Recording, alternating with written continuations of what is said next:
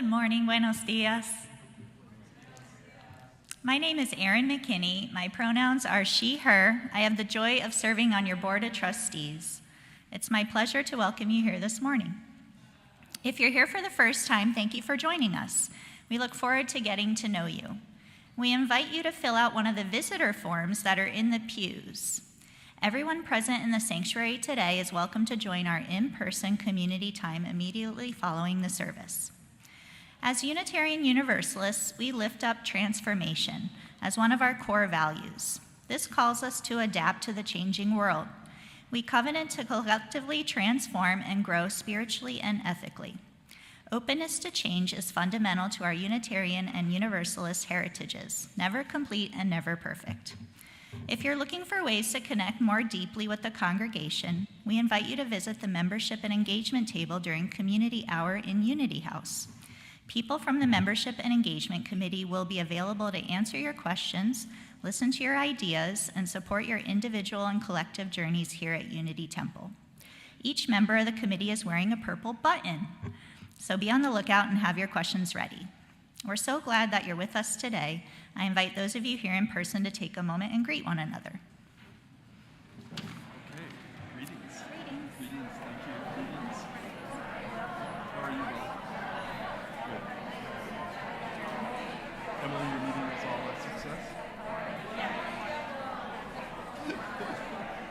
Same. We had some luck.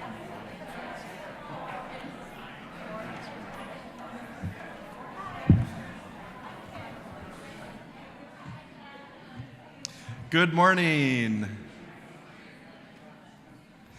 My name is Reverend Roger. My pronouns are he and him. It is a joy this morning to have not one, but two, but three chalice lighters, a family of new members, Karen, Ken, and Kim. And it's also interesting to note that Ken was the captain of the altar boys back in the day.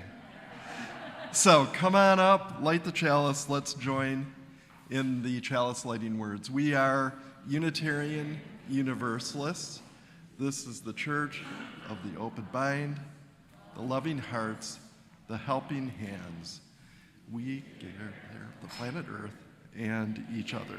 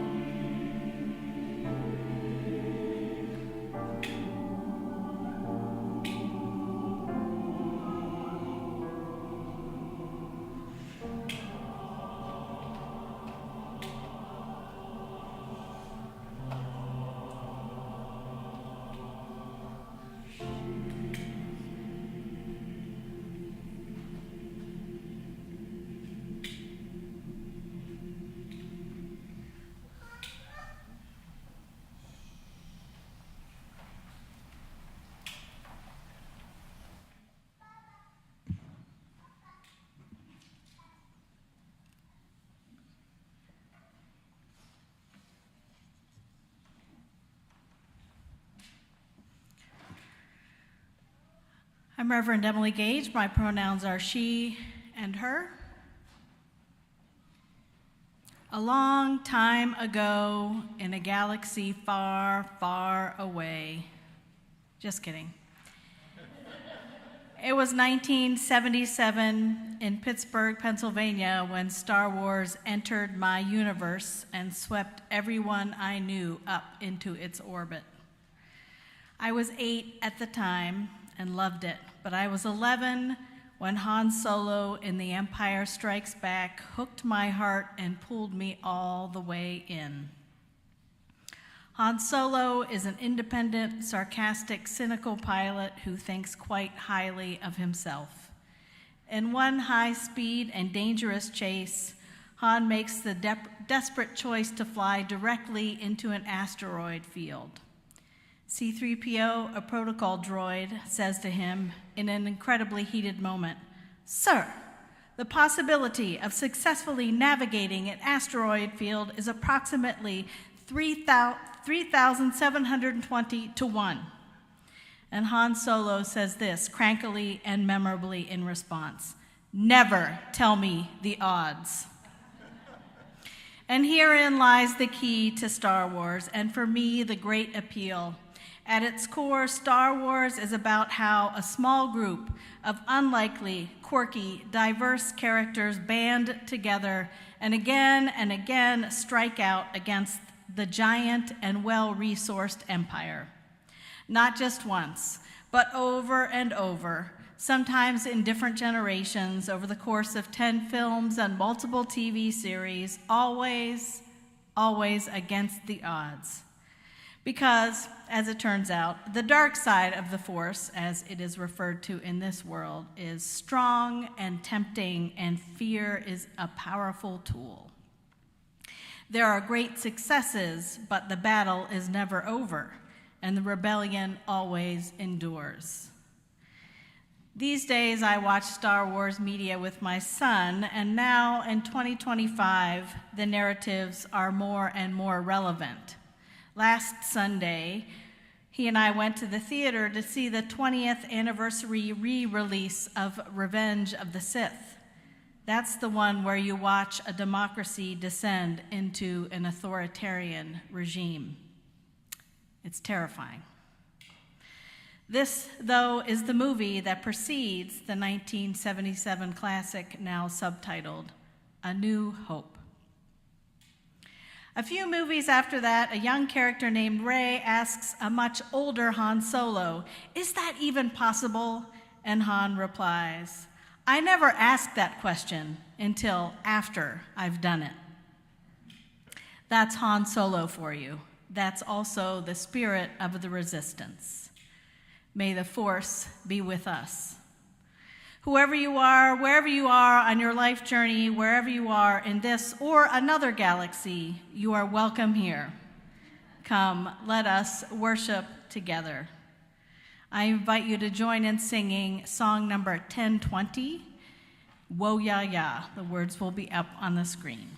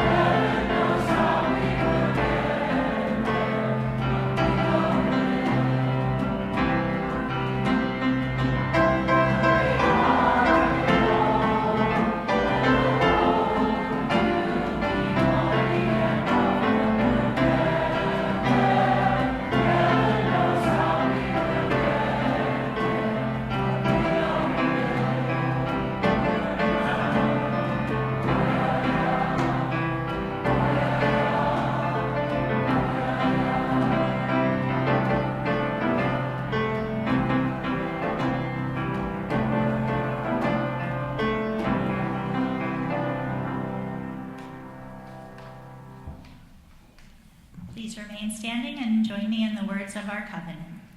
Love is the doctrine of this congregation. The quest for truth is its sacrament, and service is its prayer. To dwell together in peace, to seek knowledge and freedom, to serve humanity in fellowship, to the end that all souls shall grow into harmony with the divine. Thus do we covenant with each other and with God.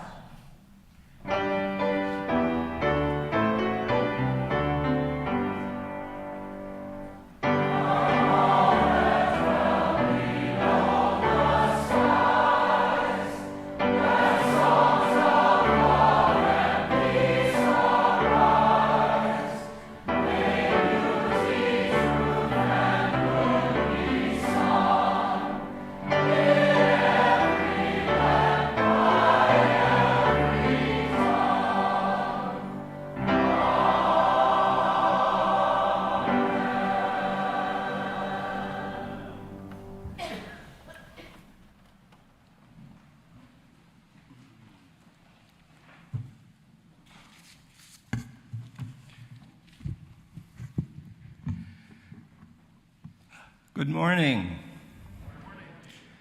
My name's Jeff Rupus, and I serve on your spiritual care team.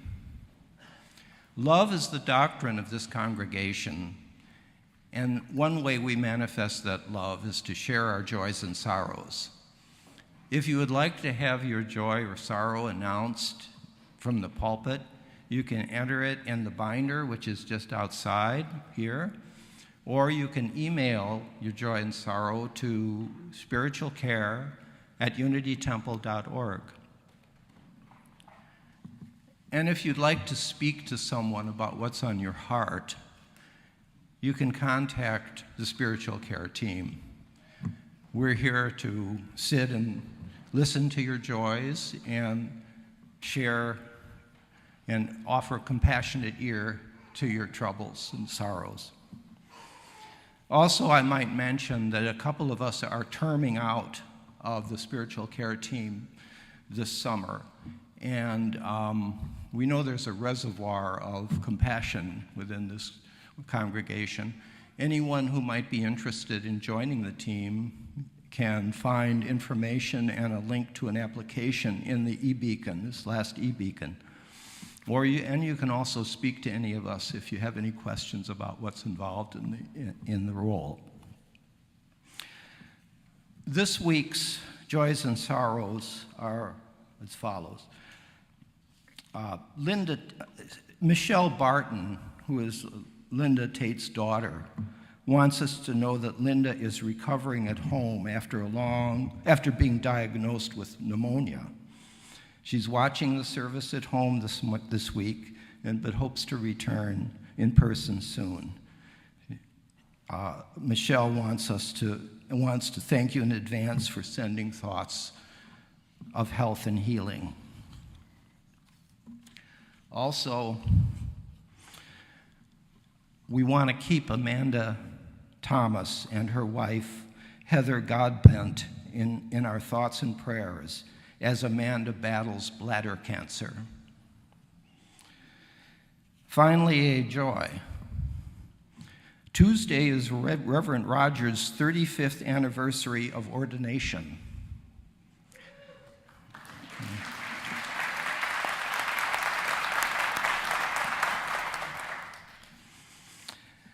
We know that many of you have joys and sorrows in your heart that you keep silent to yourself.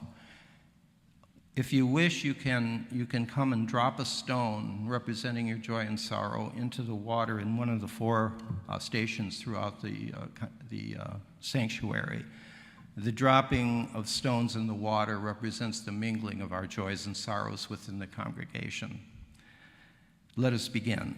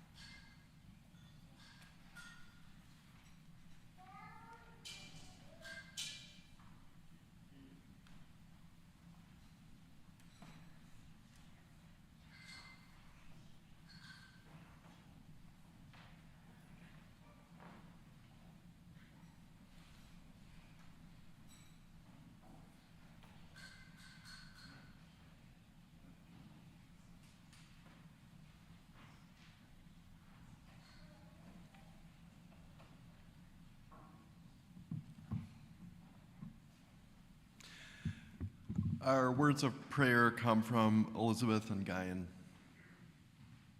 God of mercy, Spirit who makes peace out of war, who wanders with refugees and keeps vigil with children at our border and all borders.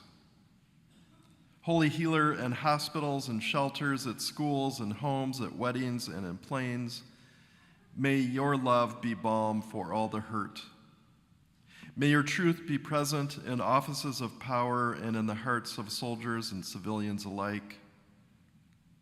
Many times we've thought the arc was bending towards justice.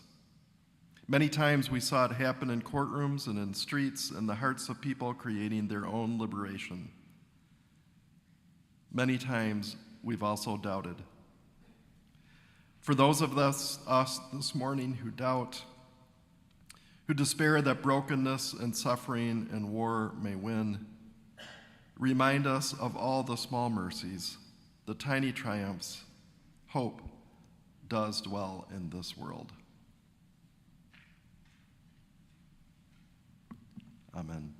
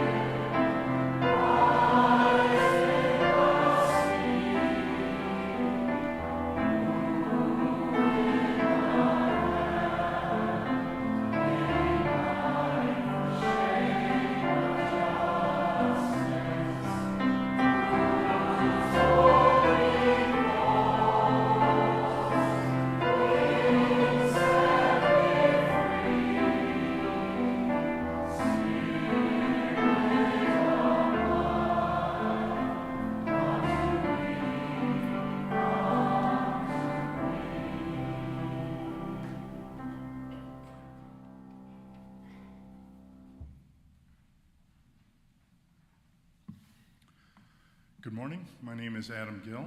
My pronouns are he, him, and today we are excited to officially welcome new members into our congregation. I would like to invite the ministers, the membership of the membership committee chairs, the director of RE and membership, and all the new members who are present and listed on the order of service to come forward for our official welcoming.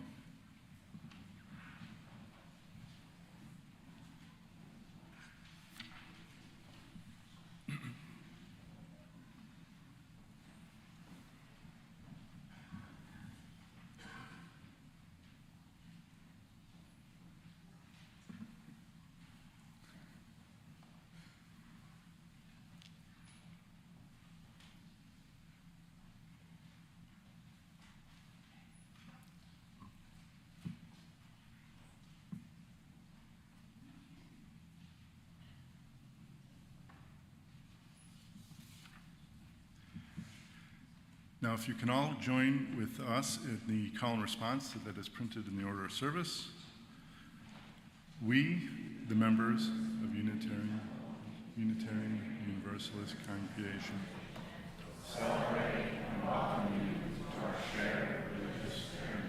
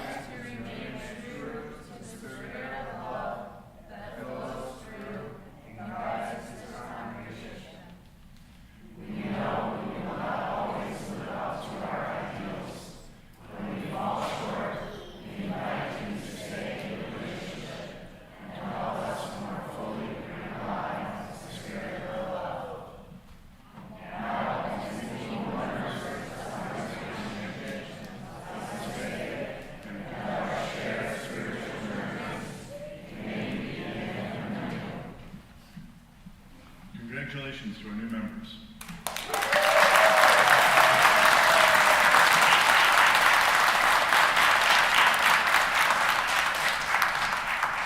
Now please join in the singing of the hymn, Come Sing a Song With Me, that is printed in the order of service.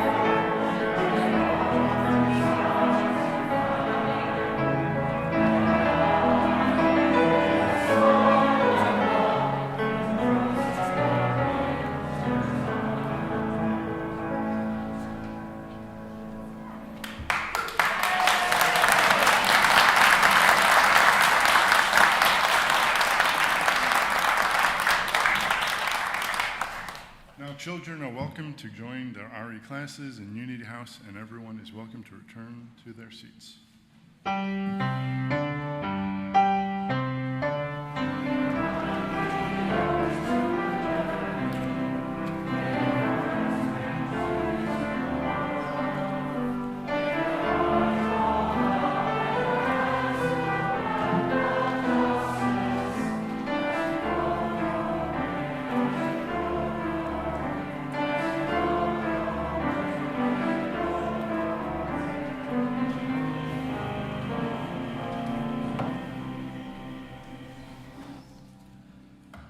Good morning, everyone.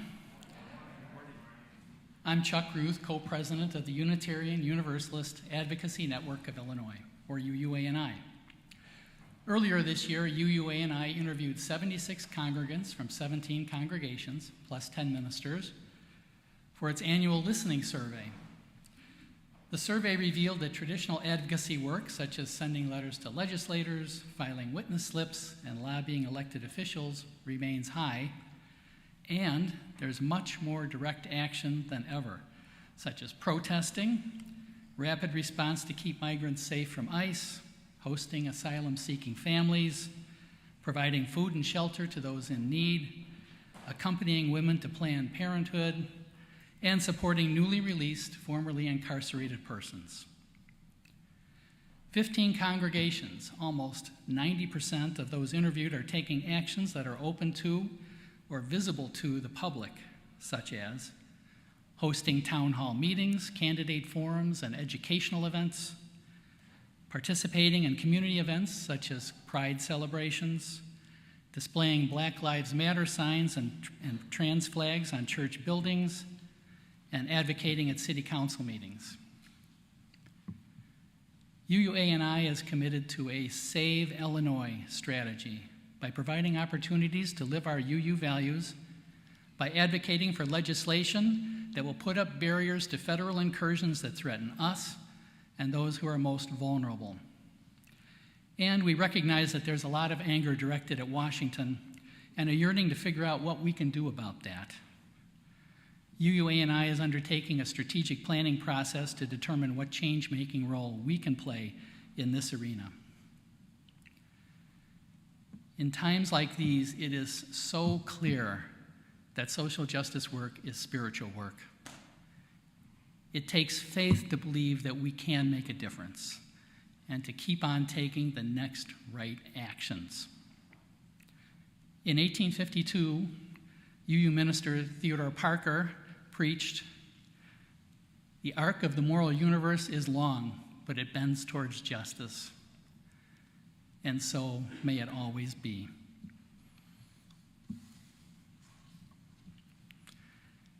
As usual, each week, Unity Temple splits the offering evenly.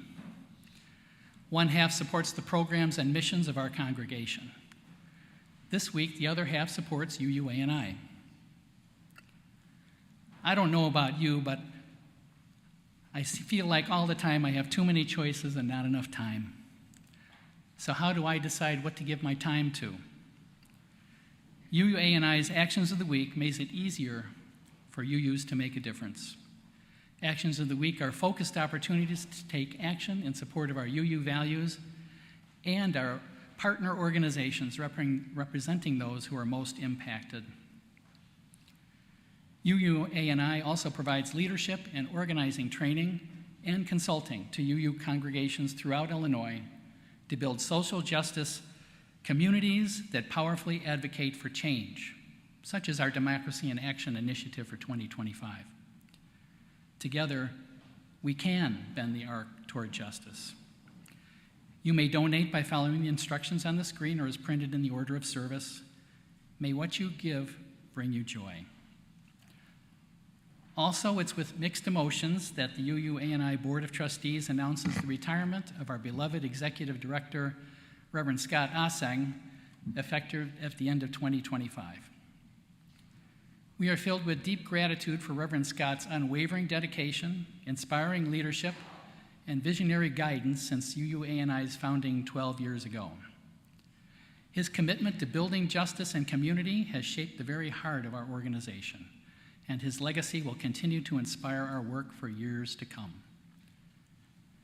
And so, the search for a new UUANI Executive Director is underway. We will keep everyone informed of developments, and we appreciate your continuing support.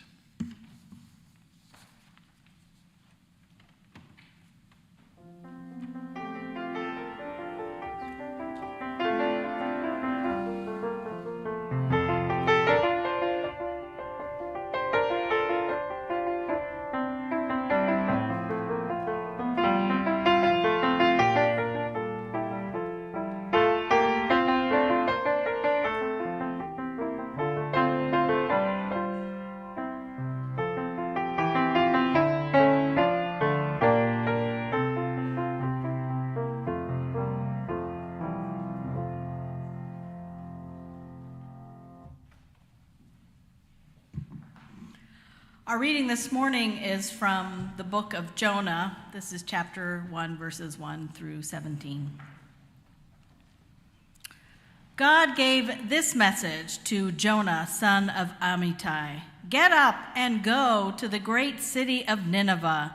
Announce my judgment against it, because I have seen how wicked its people are. But Jonah got up and went in the opposite direction to get away from God. He went down to the port of Joppa, where he found a ship leaving for Tarshish. He bought a ticket and went on board, hoping to escape God by sailing to Tarshish. But God hurled a powerful wind over the sea, causing a violent storm that threatened to break the ship apart.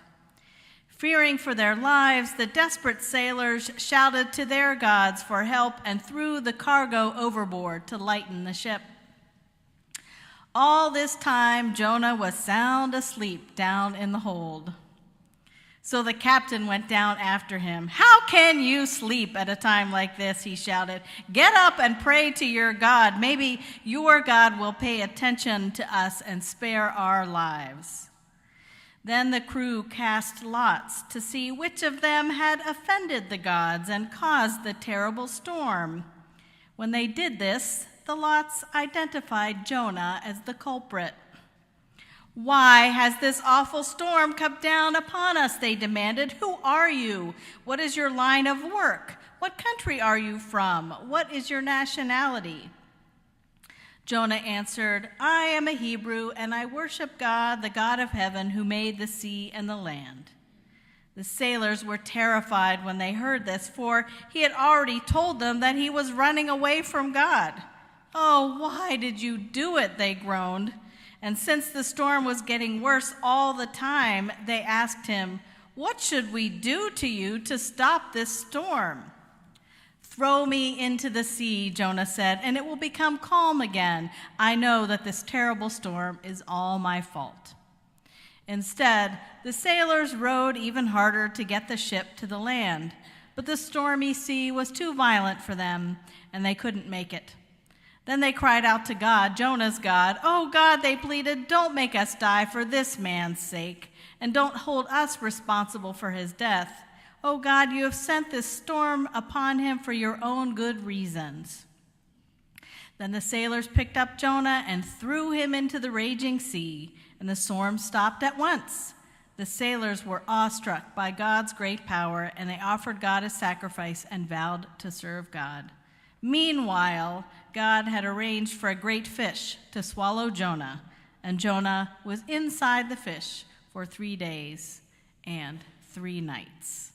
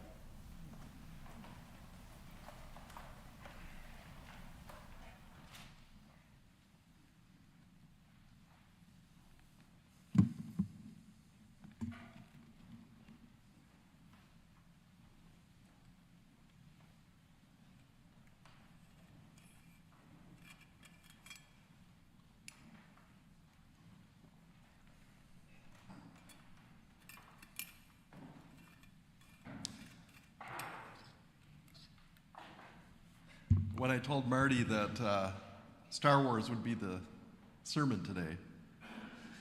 I got a look, right? And is that not a Star Wars piece right there? She showed me that, like, yep. So I was 14 years old when the first Star Wars movie came out.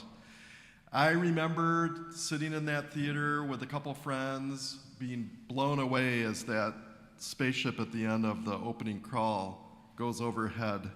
Like, I almost fell out of my seat. Like so many, that movie was, in my movie watching career, like a before and after moment. Nothing was the same after that. Today I watch the movie and like the technology's pretty primitive actually, but at the time, it was really like, wow.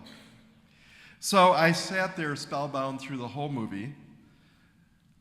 I went back a few times, not like 25 times like some of my friends. You could say that I'm a Star Wars person with a small p, not big P. I haven't watched every single thing that's ever been put out about Star Wars, but I am a fan. And that experience as a 14-year-old, after that, I eagerly awaited the next installments. And as Emily mentioned, that first film was really the first of the second of 3 trilogies, eventually becoming known as A New Hope. So I was very excited at the end of that trilogy to learn that others were contemplated, that I waited a very long time for that second prequel installment to come out. And yes, like most Star Wars fans, was disappointed. Just say Jar Jar Binks. But by the time the second prequel movie came out, my kids were old enough for Star Wars, and they fell in love with Star Wars. And so they and I went to the midnight premiere of the final movie of that prequel trilogy when it came out. And they were 14, the age I was when I first saw it, and 11. My grandkids know about Star Wars. They like it when I wear Star Wars shirts. Too little yet to watch it. Well, there was another strand of my childhood that sort of interestingly merged with Star Wars in my life. So the church I grew up in had a special relationship with one of the most prominent scholars of mythology, Joseph Campbell. He'd come every now and then and do a lecture, and then for several years he would come on Halloween and do the sermon. So I was captivated by Campbell. I lapped up his words. I was ecstatic when Bill Moyers did a PBS series called The Power of Myth in 1988, 6 conversations with Joseph Campbell. I bought the companion book, which is one of those books that needs a rubber band because I've used it so much. Every page has notes, some added this week. Most of the conversations between Campbell and Moyers took place, not coincidentally, at Skywalker Ranch, at George Lucas's home workplace ranch, the creator of Star Wars, George Lucas. So this was just the perfect setting for these conversations because Campbell was captivated by Star Wars as a modern expression of powerful mythic ideas. Myths, he said to Moyers in those interviews, grab you somewhere down inside. They provide an imaginative framework for the quest that each of us undertakes, or should undertake, to, in Campbell's words, find the inner thing that you basically are. Pablo Picasso described art as a lie that tells the truth. So this is true of mythology, which can be seen as an art form. It is a lie that tells the truth. The lie means that the myth is not literal historical truth, but it contains truth. The story of Jonah, as we heard, is a myth. In fact, that's a myth that actually frequently comes up across the world in religions. So In that motif, a person does everything they can do to evade that inward thing that they basically are, that inward thing that's calling them forward. And this leads inevitably to a crisis. In the Jonah story, getting thrown off the ship and swallowed by a big fish. And when we have those moments when that inner thing grabs us and won't let us go, no matter how hard we try to escape its grip, it can be scary. It can even be horrifying. It is a liminal experience. We're in the wildlands between what we were and what we are becoming. So one of the most important focal points of Joseph Campbell's work was the hero's journey. In his view, the Jonah myth is an archetype of that hero's journey. And Campbell believed that each one of us has a hero's journey to undertake. This is the quest for who we truly are, what that inward essence calls us to do. This was the formative message and charge that I heard from Campbell as a kid, listening to his lectures and sermons at my church. And what's important about the Jonah story isn't Jonah. In fact, that story actually didn't capture me. It's also not important whether there's a shred of historic truth in it. What's important is that each of us is on a hero's journey, and we all have those moments, at least, where we go the opposite direction to get away from it. Which brings us to Luke Skywalker. We first encounter Luke in A New Hope as a restless young adult living with his beloved aunt and uncle on Tatooine that's an out-of-the-way planet with 2 sons. It's a rough place to live. Most of the inhabitants, including Luke's aunt and uncle, farm moisture for survival. And here I have to show you my favorite Star Wars shirt, which is support family moisture farms. And you can see it's Luke's family farm. So Luke, who has mysterious parentage and a backstory, is a very ordinary young adult in this remote corner of the galaxy trying to figure out that nature within him and what it's calling him to do, that thing that he basically is, as Campbell might say. George Lucas brilliantly called that inward thing the Force. In A New Hope, Obi-Wan Kenobi defines the Force as an energy field created by all things. It surrounds us and penetrates us. It binds the galaxy together. You see, that inner thing that's in each of us is not just in each of us. It is in everyone. It is in everything. In each one, it's a unique manifestation. It's Emerson's oversoul. It's the divine. I think it's what we mean today as Unitarian Universalists when we say love at the center. So Luke seems like the farthest thing possible to be a hero and impact the whole galaxy. A New Hope and the 2 movies that follow chart Luke's heroic journey. Luke's fulfilling his destiny, as he puts it in Star Wars. He and the freedom movement he joins are the New Hope. Hope comes from this obscure place in the galaxy and an unlikely leader and a whole bunch of other unlikely people joining together against all odds. So one of my favorite scenes in A New Hope is when Luke and his new friends, Princess Leia, Han Solo, and Chewbacca, find themselves on that still under construction Death Star, a killing machine that when fully operational can destroy whole planets in seconds. Luke, Han, and Chewbacca have just rescued Leia, who is imprisoned on that Death Star. They're forced into a chute that takes them into a room filled with garbage and sewage. As they realize that they're up to their waists in, Han characteristically and preciously says, "I have a bad feeling about this." a companion line to the one Emily shared. Right then, a scary snake-like, or maybe it's a big fish creature called a Dianaga, grabs Luke and pulls him under the sewery water. After a struggle, he gets spit out. And then they hear the mechanical sound and realize this place is actually a trash compactor, and the walls are coming in, and they are all going to be crushed to death. They try to stop the walls from coming in. It looks hopeless, as it always does. Han had a bad feeling for a reason.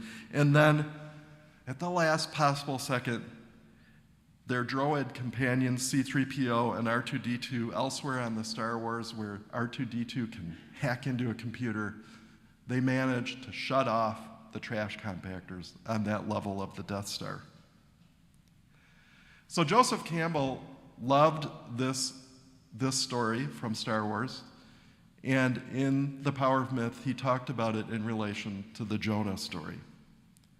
So Luke finds himself in the body of a Death Star trash compactor, and it's there that his adventure, so far removed from everything he knew, from his ordinary life, it is there symbolically that he begins that journey of finding his true self, his true identity, and what that is calling him to do. So as a kid, when I heard the Jonah story, which was not often, I was mostly struck by, God, that's so ridiculous. Who's going to be able to live for 3 days in a giant fish? But Luke and the trash compactor. Okay, that one did grab me deep down, and with Campbell's help, I took that myth inside. I used it, mostly unconsciously, as one of the hints to help me figure out who I am in the inside. I've shared before about a moment in my life when becoming a minister planted itself within me. It was a conversation with a Hindu priest in a courtyard between a temple and a refugee center in Sri Lanka, the most out-of-the-way, dangerous place I've ever been. And he looked in my eyes and he held my hand and said, "I feel the spirit of a priest in you." I said, "No, I'm going to be a professor," and wanted to run the other way.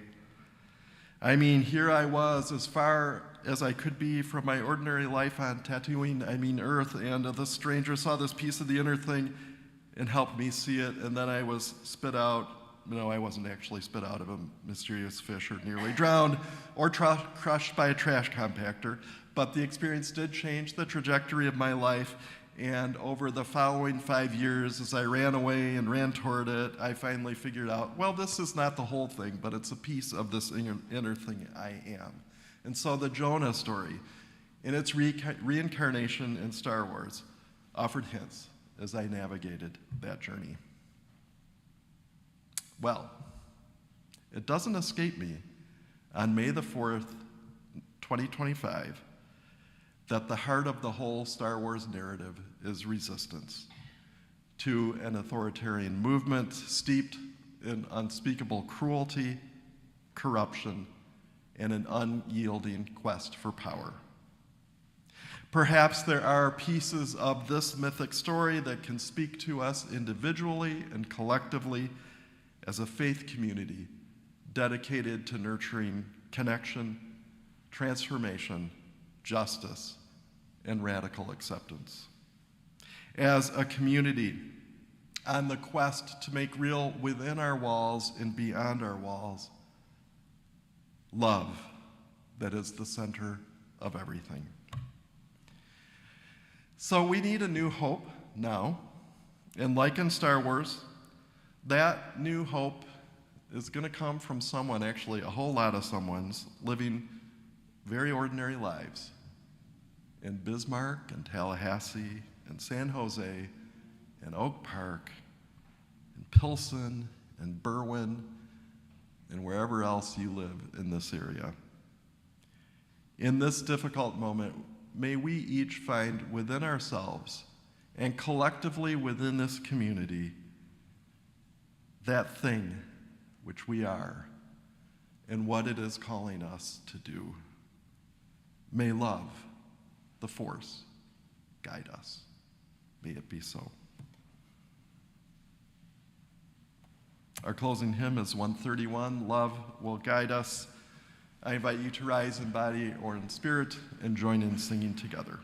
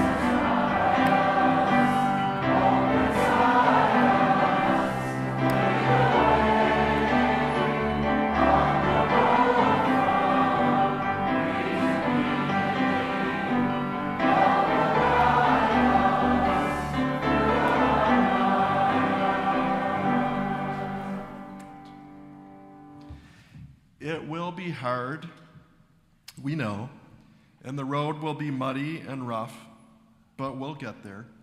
Heaven knows how we'll get there, but we know we will. And of course, may the force be with you. Let's join in the chalice extinguishing words. Carry the flame of love until